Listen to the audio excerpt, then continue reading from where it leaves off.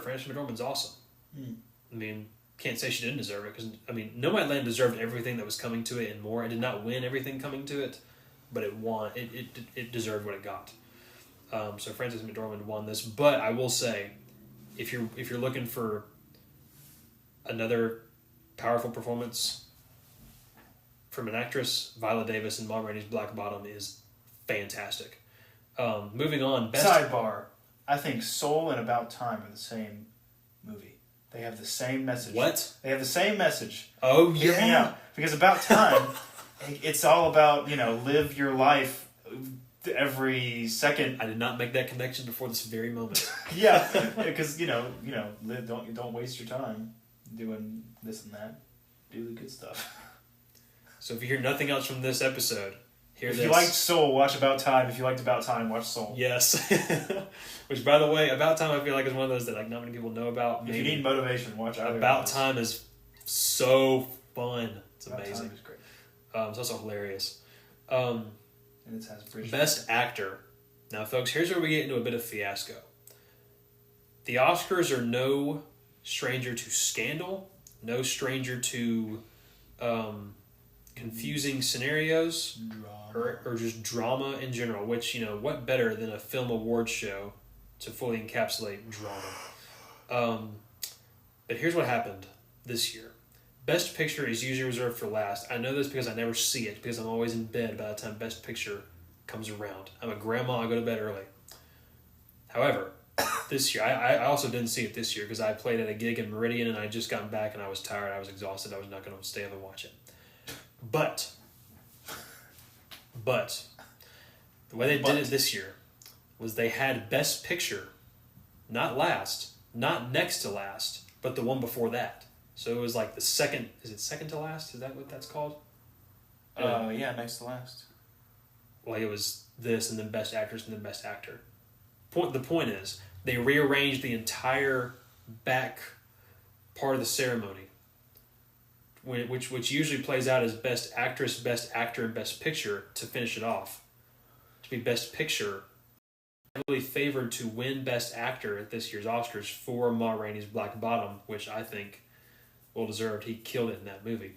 What ends up happening here is they move Best Actor to be last to capitalize on this, because the producers, and again, I wasn't there, I wasn't a producer. I don't know if this is what they were actually thinking or not. I can only call what I see and what it looks like. The order was rearranged to capitalize on a Chadwick Boseman victory, to either celebrate him or just to capitalize on something, but to give one last hurrah for Chadwick Boseman. At least that's what it appears to be. However, as I'm sure most of you know by this point, Anthony Hopkins won instead. Chadwick Boseman did not win this award. And so that entire restructuring was for no reason.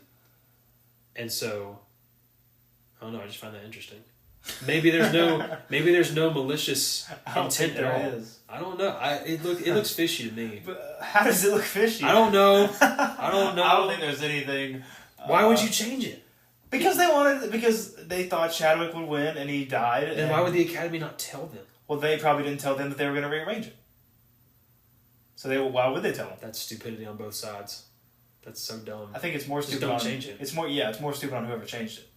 Producers, they should just assume that somebody's going to win. You know what they say about assuming. Somebody said that this morning. I don't remember who it was. I heard that this morning. Yeah, Anthony Hopkins won. I'm sure he deserved it. But along, the other nominees for this were Riz Ahmed for Sound of Metal. I think he should have won. Honestly, I can see why he didn't though.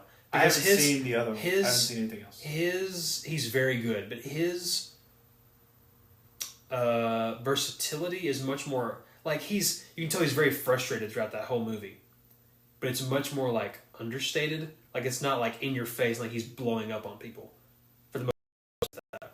But like he keeps it pretty contained for the most part. So I think that's why he didn't win, because it's not as flashy as some of the other things on here. I haven't seen Anthony Hopkins movie, so yeah. I tried to find it on one of the streaming services, but it's like $20 on Amazon, and I was like, no, thank you. I remember seeing the trailers for that movie. And I didn't think anything of it, but then it was like Olivia Colman was in it also, so it was like two big names. So I don't know. Yeah, but he won that. Good job, Anthony Hopkins. Oh, and also Gary Oldman was up for this in Mank. I don't know why. He won. And then Stephen Yeun for Minari was up for this. Oh, Again, should have seen Minari. Goes from Glenn to a Best Actor nominee. Yeah, I like when that happens. Good for you, brother. Yeah, You've broken out of the shackles of network TV. Yeah. I like when stuff like that. Yeah. Oscar-nominated Walking Dead actor Glenn. Yeah. And then Best Picture, there was some studs this year. You had The Father, which was the Anthony Hopkins movie. Judas and the Black Messiah was up for it. Mm-hmm. So very good. I wouldn't have said that was Best Picture. I guess it just kind of bummed me out. You had Mank for some reason. I don't know why that's on here. I mean, I guess just David Fincher of Love, I guess. I don't know why that's here. Mank. Minari, I guess that's really good. I need to watch that. Nomadland, Promising Young Woman, Sound of Metal, and The Trial of the Chicago 7. I need to watch The Trial of the Chicago 7 because it's on Netflix. I thought that was a Netflix series or something. It's a movie, Netflix movie. What was that series where it was something like that? That is... Trial of something?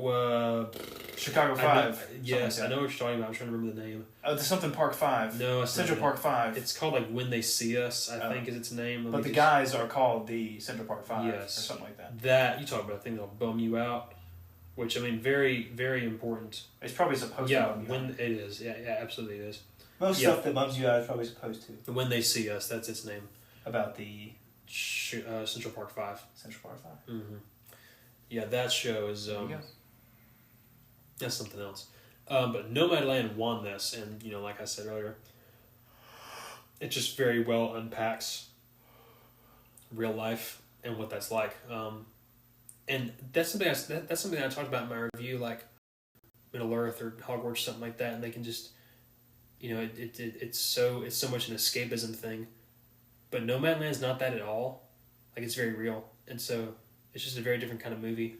We noticed that about Sound of Metal also, how real it felt. Yeah. Like, it was like, they would be somewhere, like they were in like a parking lot with like cracked asphalt. And you don't see that. Yeah. There was like grass growing out of stuff. It wasn't a set at all. You can't like that. That's and it's like they were driving on the highway and it looked so, it almost looked like it was a documentary at one point. Yes. Because like they were driving on the road and this dude was like about to cross the street, but then he like looked and saw them real quick, so he kind of stopped. It's just like, it was a very real reaction by that guy. I bet he wasn't even an extra. I bet he was just a guy that they just saw. I know what you're talking about. He probably like saw the truck with a camera on it, and he was like, "What in the world?" Because that's what he looked like. He was like, "What is this?" He's just a regular real guy. Yes, I know exactly what you're talking about. That movie was so good.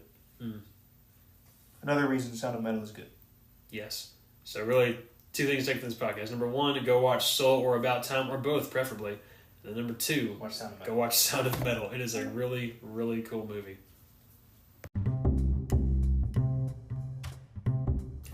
Thank you so much for joining us today on this episode of the JRP Movies podcast, just breaking down the Academy Awards of 2021.